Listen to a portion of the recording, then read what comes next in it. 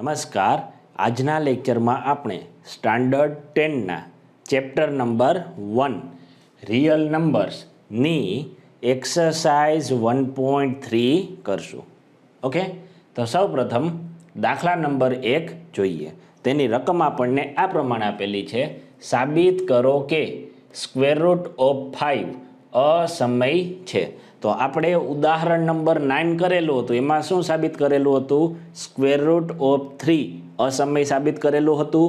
તો આ દાખલો પણ બેઠે બેઠો તે જ રીતે કરવાનો છે. ઓકે, તો જોઈએ સોલ્યુશનમાં. સૌપ્રથમ શું કરવાનું, હવે તો તમને ખબર જ હશે. ધારો કે સ્ક્વેર રૂટ ઓફ 5 સમય સંખ્યા છે. જો વર્ગમૂળમાં 5 સમય સંખ્યા હોય તો માટે પરસ્પર 2 અવિભાજ્ય પૂર્ણાંકો સ્મોલ a અને સ્મોલ b માટે શું થાય? Square root of 5 is equal two a છેદમાં b થાય. ઓકે, આ પણ આપણે ઉદાહરણ નંબર 9માં કરેલું જ હતું. ત્યાર પછી શું કરવાનું? માટે બંને બાજુ વર્ગ લઈ લઈ. તો વર્ગમૂળમાં 5નો વર્ગ 5 થાય, ઇઝ ઇક્વલ ટુ એનો સ્ક્વેર છેદમાં બીનો સ્ક્વેર. ધેરફોર બી સ્ક્વેરનો 5 સાથે ગુણાકાર કરી નાખીએ તો a square is equal to 5 multiplied by B squared. Okay, a squared બરાબર 5 મલ્ટીપ્લાઇડ બાય બી સ્ક્વેર્ડ લખ્યું. એનો મતલબ શું થશે? 5 અને બી સ્ક્વેર તે એ સ્ક્વેરના અવયવ થશે. ઓકે, તો લખી નાખીએ.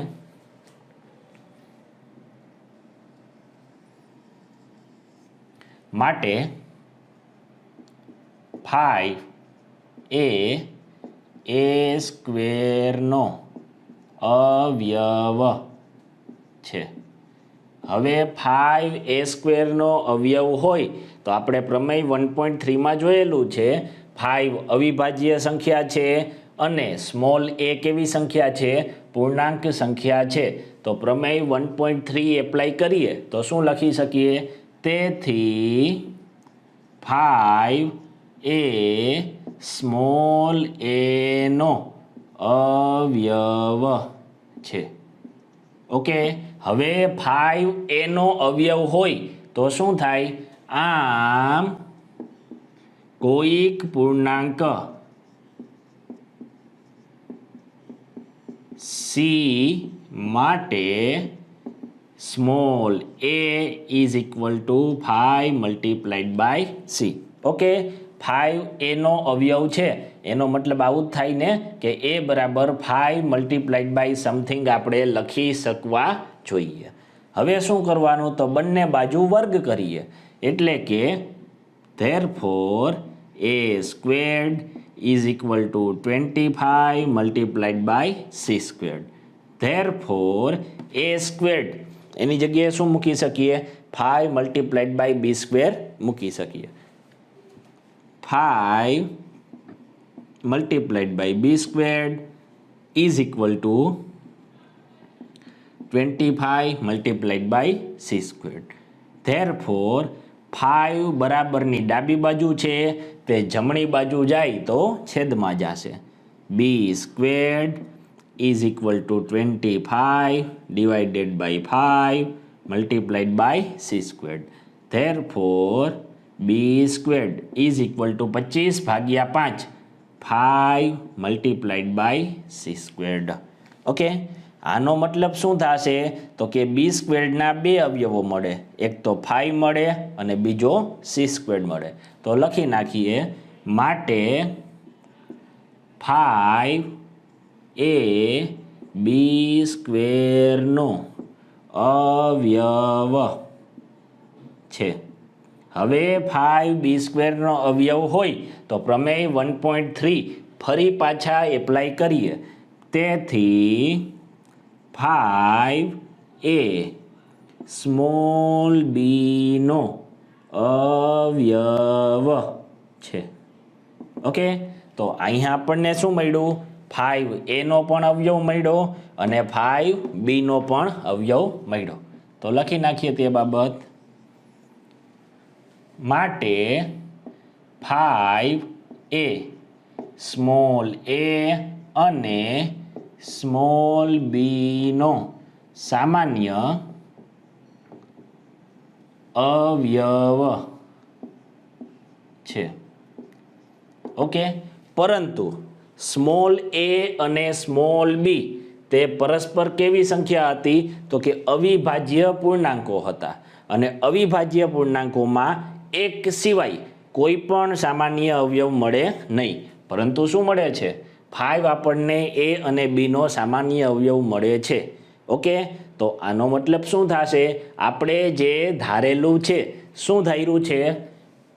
વર્ગમૂળમાં 5 સમય સંખ્યા છે. આ બાબત કેવી થશે? ખોટી થશે. તેથી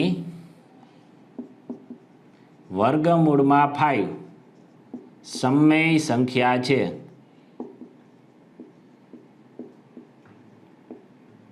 તે ધારણા ખોટી છે. અને વર્ગમૂળમાં 5 સમય સંખ્યા ના હોય તો કેવી હોય? તેથી અથવા તો આમ વર્ગમૂળમાં 5 અસમય સંખ્યા છે તે સાબિત થાય છે. ઓકે, આ દાખલો તમે જોયો હશે તો ઉદાહરણ નંબર 9માં આપણે જે દાખલો કરેલો હતો તે જ દાખલો કોપી ટુ કોપી છે, પરંતુ ત્યાં વર્ગમૂળમાં શું હતા? 3 હતા. એટલે કે 3ની જગ્યાએ આ દાખલામાં શું મૂકી દેવાનું છે? 5 મૂકી દેવાનો છે. ઓકે, હવે આનો સ્ક્રીનશોટ લેવો હોય તો લઈ શકો.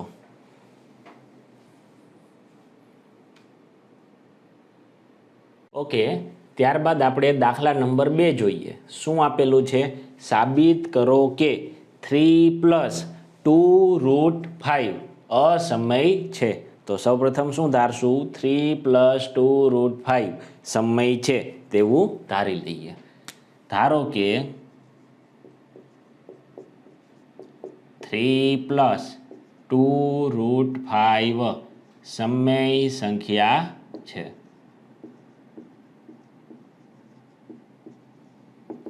માટે પરસ્પર 2 અવિભાજ્ય પૂર્ણાંકો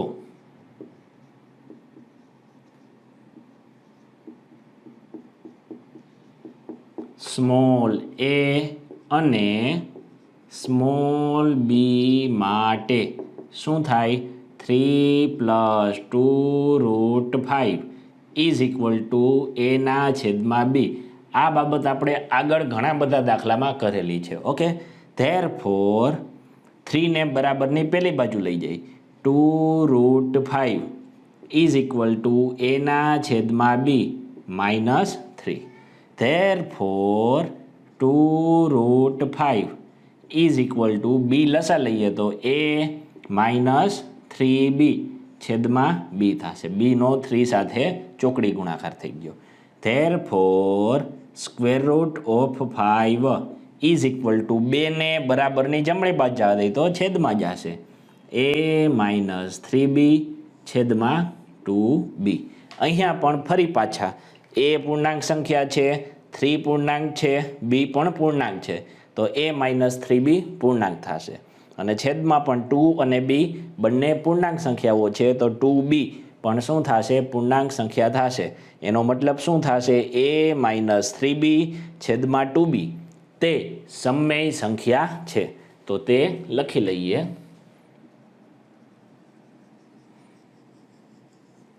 પરંતુ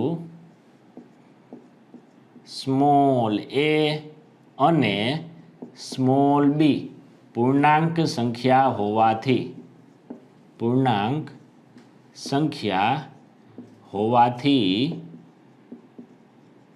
a -3b છેદમાં 2b સમય સંખ્યા થાય.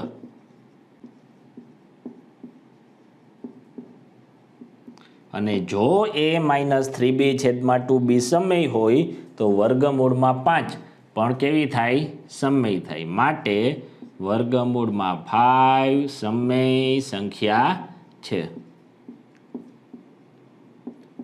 જે શક્ય નથી. શા માટે? તો આપણે હમણાં જ સાબિત કર્યું આગળના દાખલામાં, વર્ગમૂળમાં 5 અસમય સંખ્યા છે. તેથી આપણી ધારણા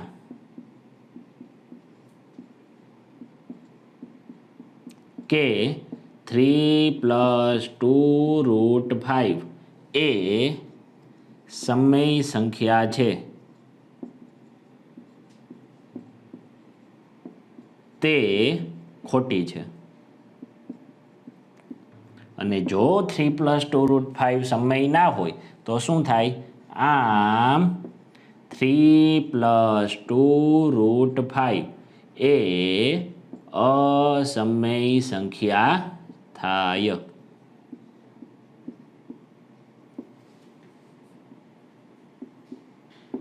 ઓકે, હવે સ્ક્રીનશોટ લેવો હોય તો લઈ શકો.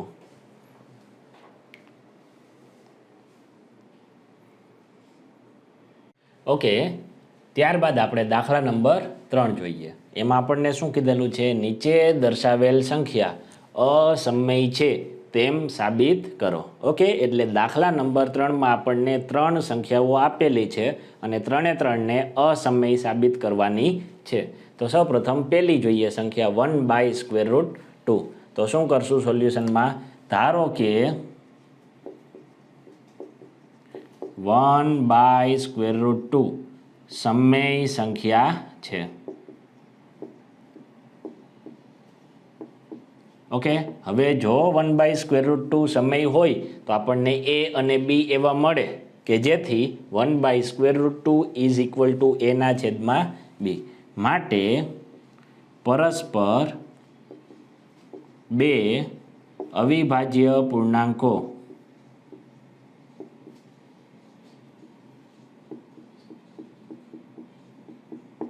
સ્મોલ a અને સ્મોલ b માટે શું થશે? 1/√2 = a ના છેદમાં b.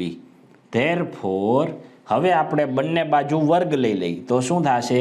1/2 = 1નો વર્ગ 1 થાય અને વર્ગમૂળમાં 2નો વર્ગ 2 થઈ જશે.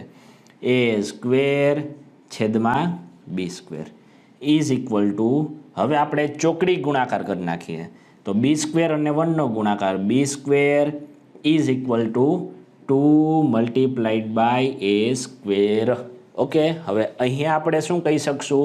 તો b² = 2 × a², એટલે કે 2 એ b² નો અવયવ છે. તો તે લખી નાખીએ. આથી 2 એ b² નો અવયવ છે. હવે જો 2 b² નો અવયવ હોય તો પ્રમેય 1.3 ઉપરથી શું લખી શકીએ? 2 એ સ્મોલ b નો અવયવ છે. ઓકે, હવે 2 સ્મોલ b નો અવયવ હોય તો શું થાય? તો માટે કોઈક પૂર્ણાંક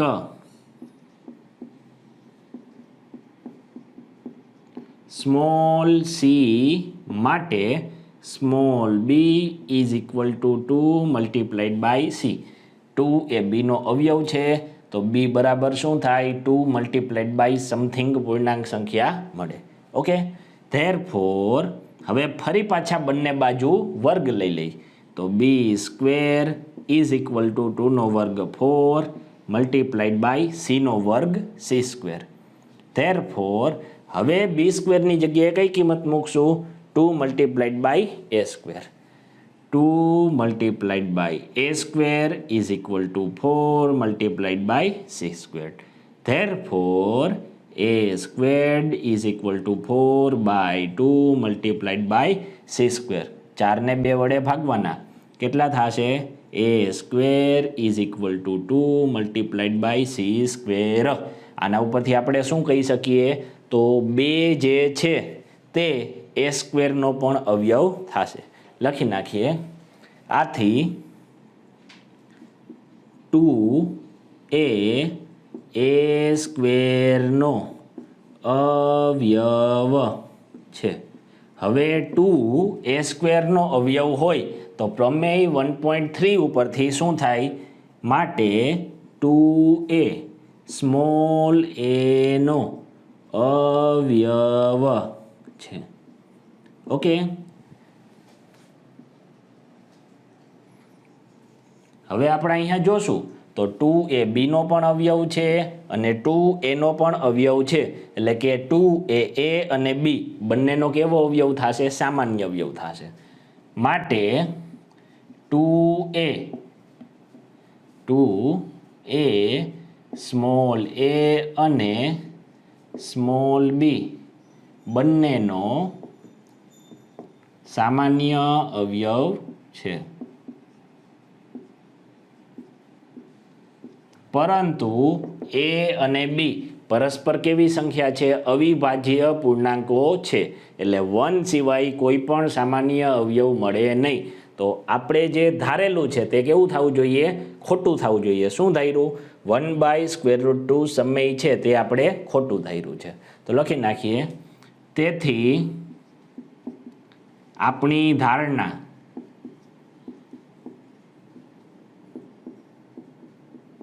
કે 1/√2 સમય સંખ્યા છે તે ખોટી છે. હવે 1/√2 સમય સંખ્યા ના હોય તો કેવી સંખ્યા હોય? અસમય હોય. તેથી 1/√2 એ અસમય સંખ્યા છે.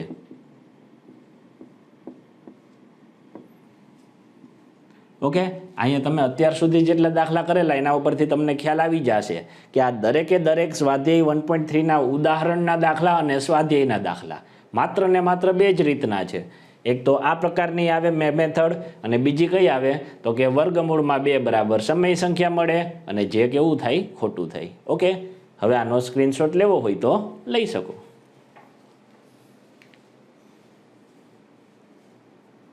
ઓકે, ત્યારબાદ આપણને બીજી સંખ્યા આપેલી છે 7 વર્ગમૂળમાં 5. તો લખીએ. ધારો કે 7√5 સમય સંખ્યા છે. હવે 7 વર્ગમૂળમાં 5 સમય હોય તો માટે પરસ્પર 2 અવિભાજ્ય પૂર્ણાંકો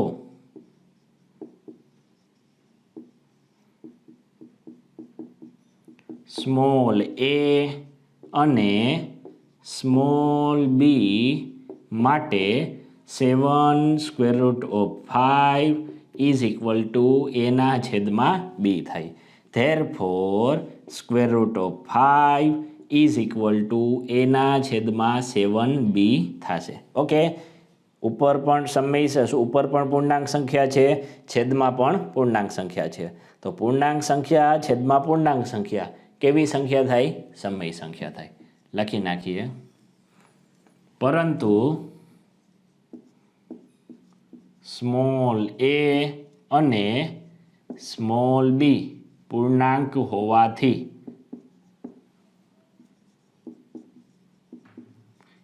small a divided by 7b સમય સંખ્યા થાય. હવે એના છેદમાં 7b સમય હોય તો વર્ગમૂળમાં 5 પણ શું થાય? માટે વર્ગમૂળમાં 5 સમય સંખ્યા છે.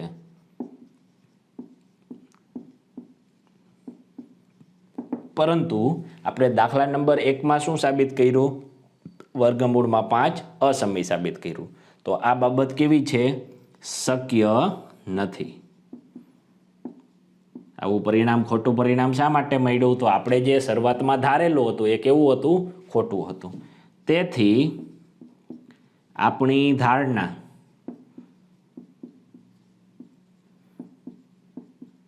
કે 7 સ્ક્વેર રૂટ ઓફ 5 સમમેય સંખ્યા છે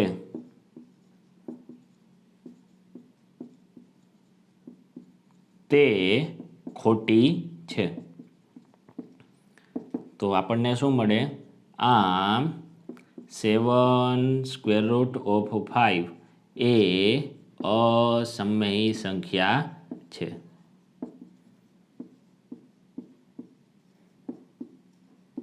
ઓકે, હવે સ્ક્રીનશોટ લેવો હોય તો લઈ શકો.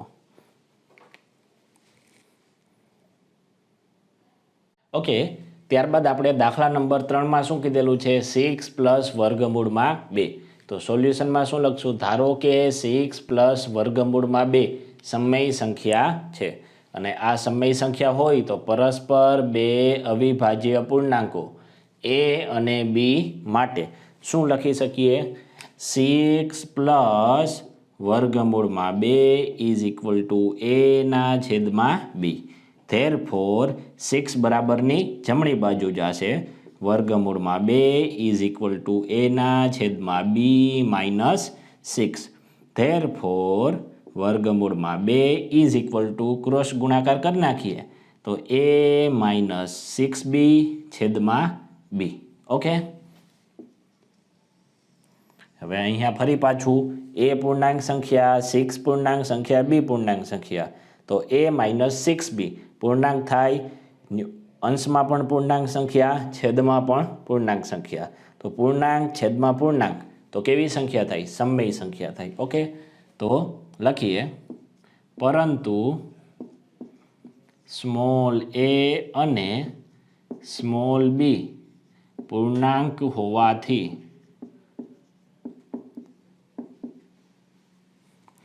a માઇનસ 6b છેદમાં b સમમેય સંખ્યા થાય.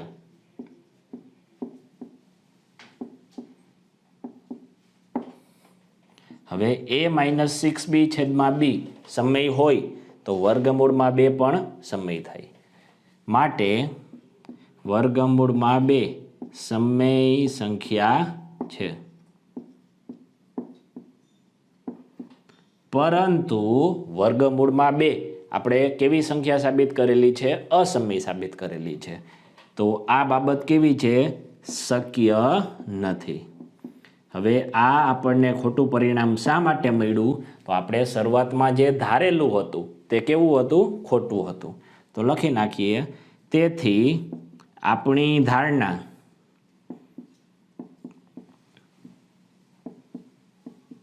કે 6 પ્લસ વર્ગમૂળમાં 2 6 પ્લસ વર્ગમૂળમાં 2 સમમેય સંખ્યા છે